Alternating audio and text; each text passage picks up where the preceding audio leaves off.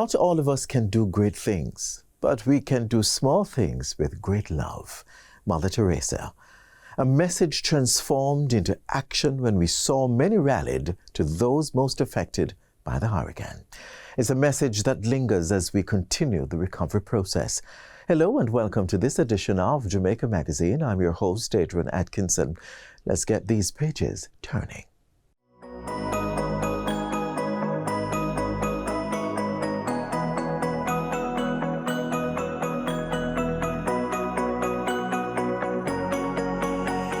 Christmas is a period for giving, but you'd agree this should be a year-round thing.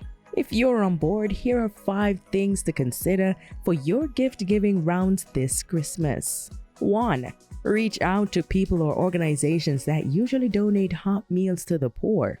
This will help to space out supplies so that it reaches those on the receiving end in a more effective manner and ensure they're not bombarded with food that will go bad soon.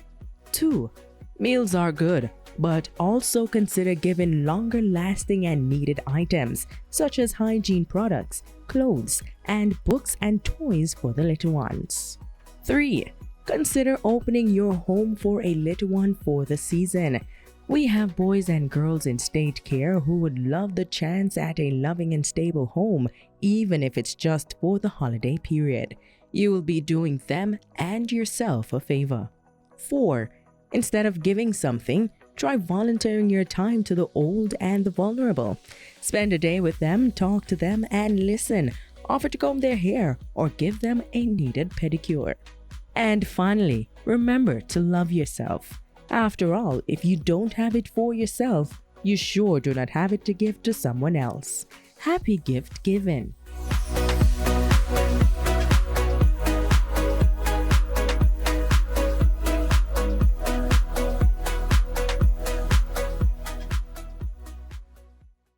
In the aftermath of Hurricane Melissa, Jamaicans are facing not just the visible damage to homes and roads, but also the hidden dangers of our water sources and food supplies. From waterborne diseases to spoilage and unsafe storage, these risks can quickly escalate if not properly addressed. That's the discussion on this week's episode of Get the Facts. Let's join in on the conversation.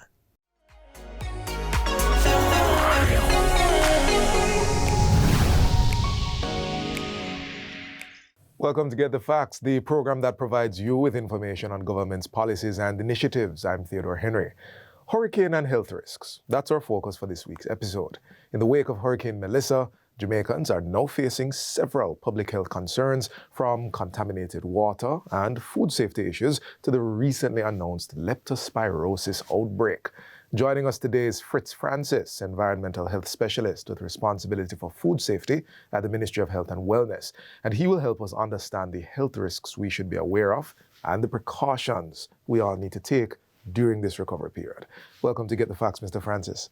Thank you very much for inviting me. All right, it's really a pleasure to be here. Wonderful. Let's jump right into getting some facts. So everybody has heard about leptospirosis at this point. And the ministry recently announced that not only does it exist, but we have an outbreak. But could you help us with the definitions? What is leptospirosis? Help us understand it. How is it transmitted? All right, so leptospirosis is a bacterial disease transmitted by the organism called Leptospira.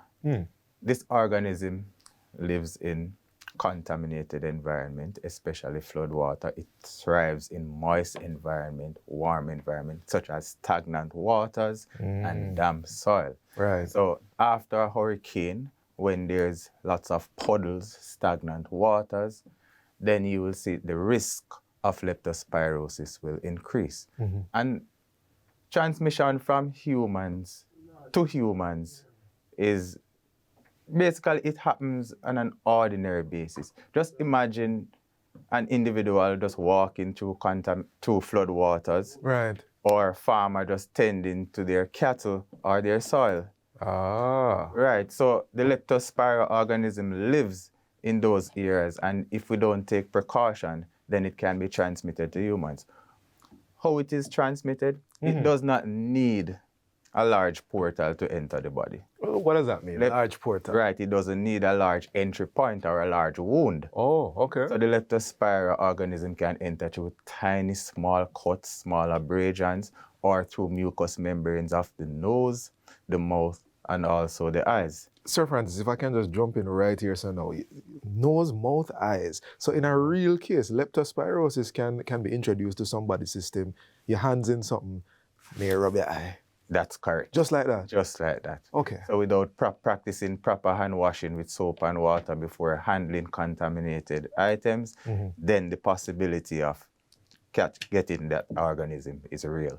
Got it, got it. You answered a question I had in terms of the correlation between a storm and the increase in leptospirosis. You mentioned the standing water gets contaminated. That's correct. But a lot of the time when we hear about leptospirosis, we hear it in relation to rats. What's the correlation?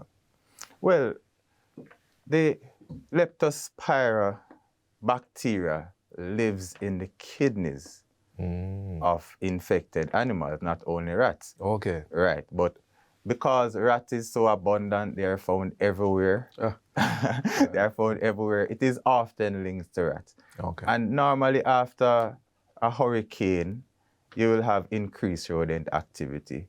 And increased rodent activity normally leads to increased cases of leptospirosis. So all of that water floods out their burrows, for example, which tend to be dry. So now they're trying to find different areas and they're... So just like how humans are displaced, rats are also displaced. And the next best shelter is where? Somebody's house. Somebody's house, the food storage areas, the farms, and everywhere that rats go to, what do? They leave contamination behind. Right. Again, it's a nice way of saying it. Right. Everywhere that they go, they leave contamination behind. Got it. All right, let's talk symptoms. What should we look out for? All right, so some of the major symptoms resemble other conditions such as dengue, the flu, and gastroenteritis. So people should really be serious and take this serious and don't wait until say that we just have a little flu. So you're expecting a fever? Right, so we're looking at fever, headache, chills, muscle aches, especially in the calves and the back. And you can also have nausea, vomiting, and diarrhea.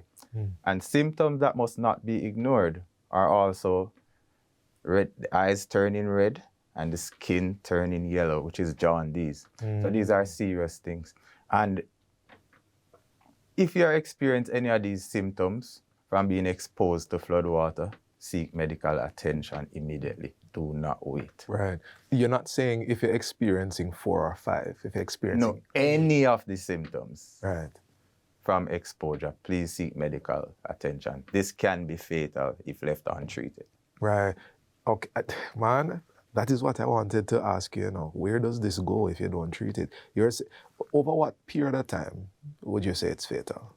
All right. Symptoms start develop 2 to 14 days after being exposed, right? And the conditions normally develop rapidly. And furthermore, if you're immunocompromised, that is, if you have chronic illnesses like diabetes and you're exposed, then it can escalate even more rapidly. So we're talking about less than 4 weeks. Yeah, we can go to fatal. Right. Got it. Could you help us understand some of the steps that individuals, farmers, communities can protect themselves from leptospirosis? No, protection is like building small shields.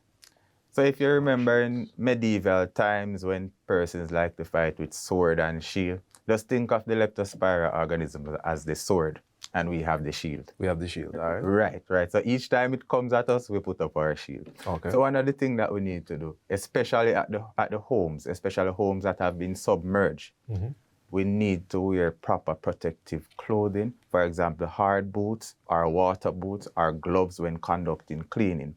For farmers, they must wear protective gears also. And if they have a cut or anything similar to that, they need to cover it, especially with waterproof Band-Aid. They need to cover it. Right? For communities on a whole, we need to avoid floodwaters, avoid wading in floodwaters, and also tackle the rodent control problem which exists and also associated with waste management in the community. So where there is poor waste management, you normally see a lot of rats. Right. I'm going to break you here. That part about the flood water is very important. It's not play water, it's not swimming water. Yes. But we're going to take this break, but please stay with us. We'll be right back.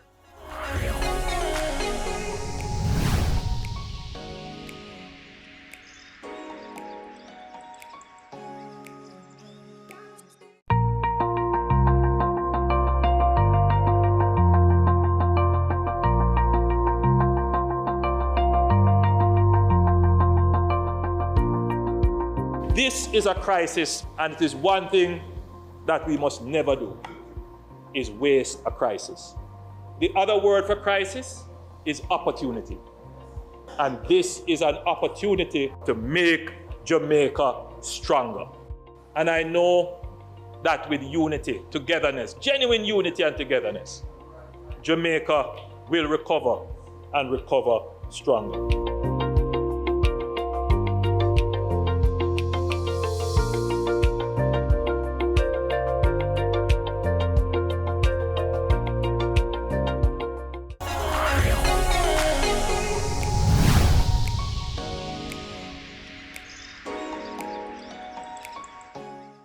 Welcome back to Get the Facts. While the leptospirosis outbreak has been top of mind, it's not the only health concern emerging after Hurricane Melissa. So we continue our discussion on the key public health risks Jamaicans should be mindful of during this recovery period. Still with us is Fritz Francis, Environmental Health Specialist with responsibility for food and safety at the Ministry of Health and Wellness. Sir Francis, we've looked at leptospirosis. I think you've given us an excellent high-level overview of it. But are there any other emerging issues? Because the standing water is still there, the debris is still there. What else are we seeing coming out that we at least need to be cautious of? All right, as you would have mentioned, standing water is still there. After the passage of a hurricane, there are still the lingering impacts, and they can impact our food, our water, and basically even the air we breathe. Right, so flood waters are contaminated with a myriad of things. Biological contamination to include bacteria, physical contamination to include sharp objects, chemical contamination to include pesticides and agricultural runoff. Right, so they also have a lot of bacteria that cause diarrheal diseases. Flood water is also a nursery for what we are familiar with in Jamaica. We know about it. We have been through many years of it. I know what you're going to say. Right. What say it anyway? Right. So we are familiar with the awakening of mosquitoes that carry dengue, chickpea, and also Zika. So those are other real risks, or other real challenges that are there. That's interesting, Sir Francis. Chickpea and Zika is still a thing? Yes, still a thing. As long as we have water breeding mosquitoes, then the risk is there. Wow. So really, we have to underscore what you shared with us in the first segment. This is not play water. This is not we shouldn't use this water either. At no point in time. Just don't interact with these. Don't interact with this water. I know it is really, really challenging for some persons because some people have to wade through this water to get supplies and back. But if we have to, let us try our best and wear protective gears. Right. And then afterwards, we wash and sanitize those gears properly before reuse. And as Jamaicans, we are familiar with take hand-on fashion. So perhaps maybe garbage bags up to the waist, stuff like that people can practically creative do. ways to protect yourself from flood waters. But the goal is to not come into interaction. That's correct. Got it. So you mentioned the mosquitoes, Aedes aegypti, our old friends. We've spoken about rats, but you also mentioned that these diseases, these bacteria, can be carried out by many different vectors. So could you help us a little bit with vector control? You had started in the first segment about garbage and the rats. What about the mosquitoes? No, mosquitoes Or let us start with Aedes aegypti because that is where I started with. The Aedes aegypti mosquito are the more domesticated ones. So you'll find those mosquitoes mostly around the homes. Right. They like to breed in clean water. Oh, Right? okay. Right? They like clean water just as how humans like clean water. And it is only the female mosquito that really it really bites humans. It takes a blood meal. Get the blood, right. Right. These are the ones, if I jump in here, with the little white. White and black bands, Okay. right? So they are easily identified. Got it. These mosquitoes. So these are the mosquitoes that transmit the dengue, the Zika, and of course, chikungunya. So the Ministry of Health really has embarked on a national vector control program. They have deployed almost 1,000 vector control workers throughout the island to conduct fogging activities, larvicidal activities, and also extensive oiling. So anywhere you see those stagnant ponds or pools, the vector control workers are there oiling it. And even for householders, this is very important. While the ministry is playing their part, householders has to play their part as well. So at least once or twice per week, we need to go around our individual homes, look for unwanted water holding containers that are known cat breeding sites, and destroy them, discard them, dispose of them properly. Right. Garbage management, as I mentioned earlier, is a very important part of vector control. Right.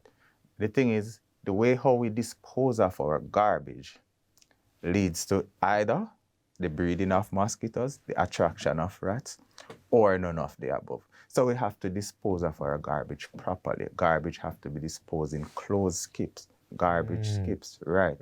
So we cannot be practicing open dumping and expect to get our desired outcome. Open dumping. Open dumping means that just throwing garbage around the homes or in any little open site that we see, we just throw the garbage. Right. That will attract the rats. And of course, if we have containers in it that just simply catch water, that will then lead to the breeding of mosquitoes. Okay. The open dumping, and especially in proximity to homes, because the way how the rats operate, you can correct me if I'm wrong, you forage food and you bring it back into the more enclosed space. Right. So if you have garbage too close to home, then you're pretty much just setting up a little supermarket for your rats. That's correct. Okay, That's got it. All right, so vector control, super important.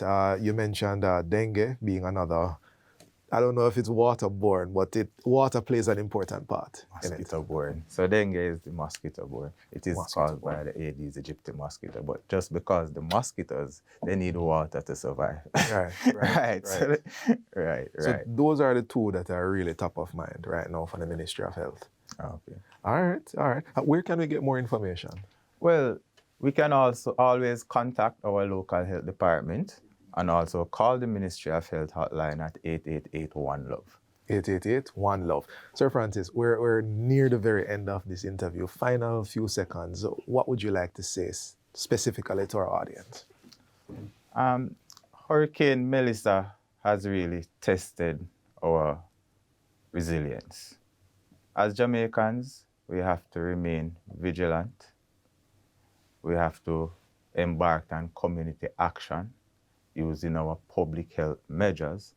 We have to work together to ensure that our communities and our lives are safe. Now, there are strict guidelines from the Ministry of Health re leptospirosis. We should follow those guidelines and ensure that we protect our community and our individuals. Thank you.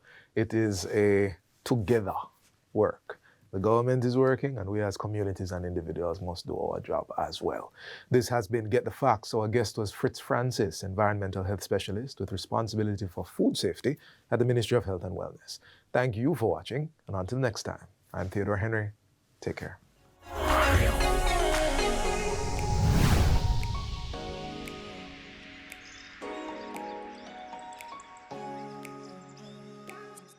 Think positively. Focus on the power of optimism and hope. The thoughts we nurture shape our attitudes, actions, and ultimately our lives. So, reflect on the good in your life. Ever since the passing of Hurricane Melissa, many people have rallied to help those who were hit hardest by the storm. In our next feature, we highlight a few of the different groups who have sought to help in varying ways. The spirit of volunteerism. It is what we call willing service without the expectation of payment. And it has been sweeping this little land we love, particularly since the passing of Hurricane Melissa. As most of you would know by now, while some of us were spared her wrath, the western region wasn't. And it is in this that we're seeing the haves rally to the sides of the have-nots. And it is beautiful to watch.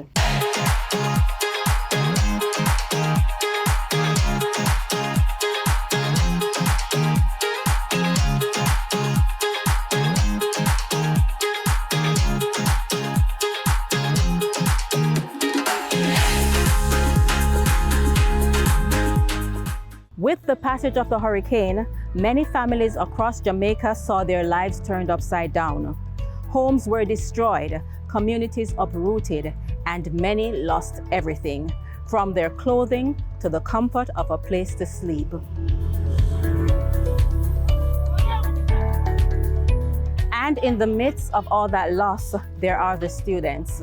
With schools damaged or completely gone, they have lost their routine, their learning, and their sense of stability. But as Jamaicans continue to rally by their sides, there is a spark of hope. With the launch of the YCATS Mobile Resource Center, education is literally being brought back to their doorsteps, restoring not just lessons, but confidence, connection, and a sense of normalcy as our young people begin to rebuild their lives.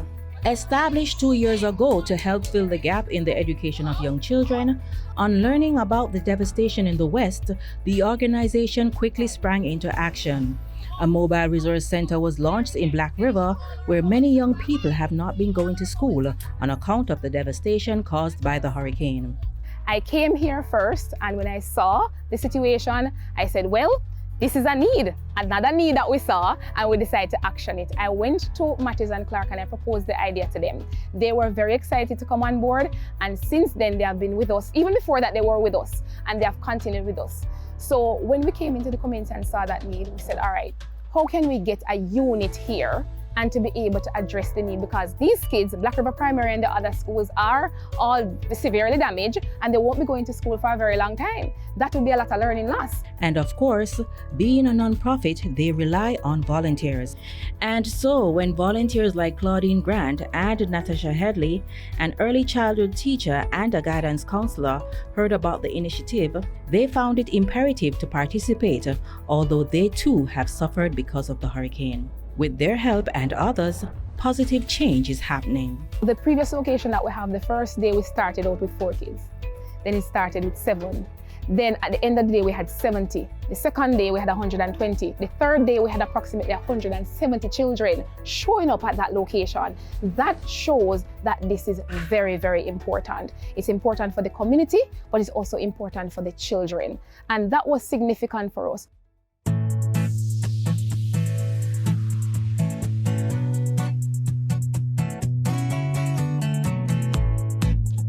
Another group not readily considered whenever there is devastation like a Category 5 hurricane are our wildlife creatures. Thankfully, conservation biologist Damian White and his team rushed to their aid immediately after the hurricane passed.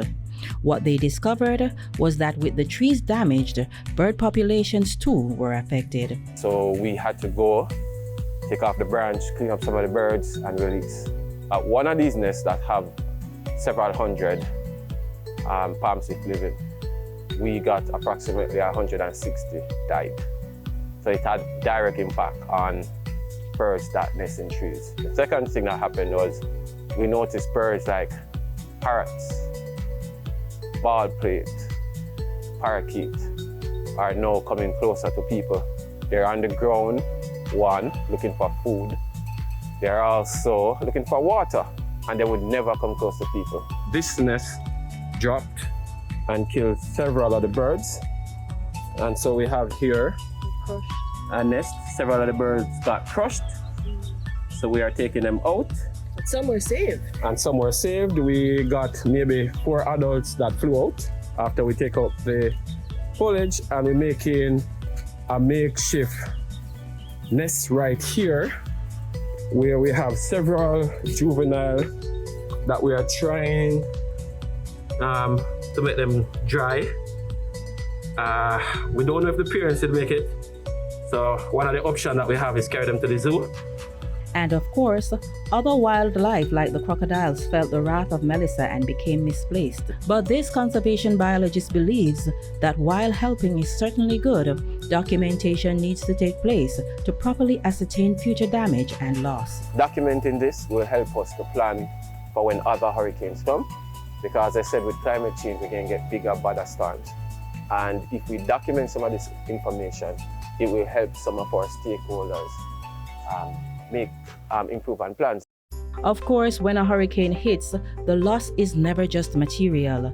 Physical and psychological harm also takes place, which is why it is important for our healthcare providers to aid in the process. In this regard, we see Serve It Forward, a network of medical professionals and volunteers working together to help communities in need. This group is providing medical services to community members and handing out care packages as well as building materials. The first pillar of our project is medical care and support.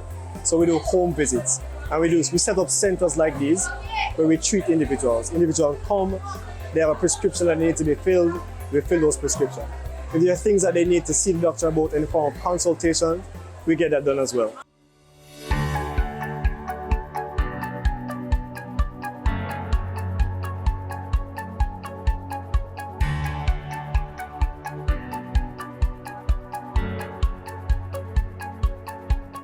After the devastation of Melissa, many Jamaicans ran to the western side of the island, bringing thousands of relief supplies. Among them was CM Recycling Limited, whose visit saw them going with trucks filled with water, food items, clothing, and building materials. In such a devastation, the people needed hope. And once they have hope, once they know that someone is there for them, then there's hope of them rebuilding, getting their life back together. If they are there suffering and there's no hope, there's no one there, then it is going to make the process a bit harder. But there's hope for them, and we bring hope to them. We didn't just bring care packages, we bring hope. We bring them assurance that we will be there with them for the long haul. So don't think that there is nothing you can do to help. You may help by talking with someone falling into depression about what they've been through. You may help by using your skills, aid in the rebuilding process. And as countless others have done, you may give what you have. It is important to note that there is a national registry of volunteers to provide coordinated support. If you are interested in helping, you may visit supportjamaica.gov.jm. And remember, it's about service. It's about sacrifice and the belief that helping one person strengthens us all.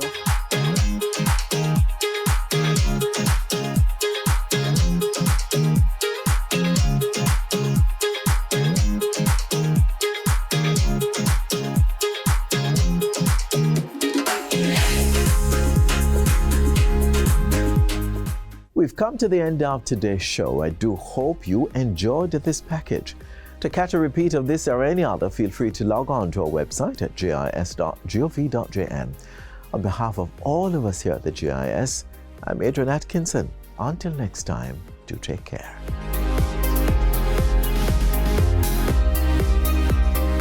This has been a production of the Jamaica Information Service, the voice of Jamaica.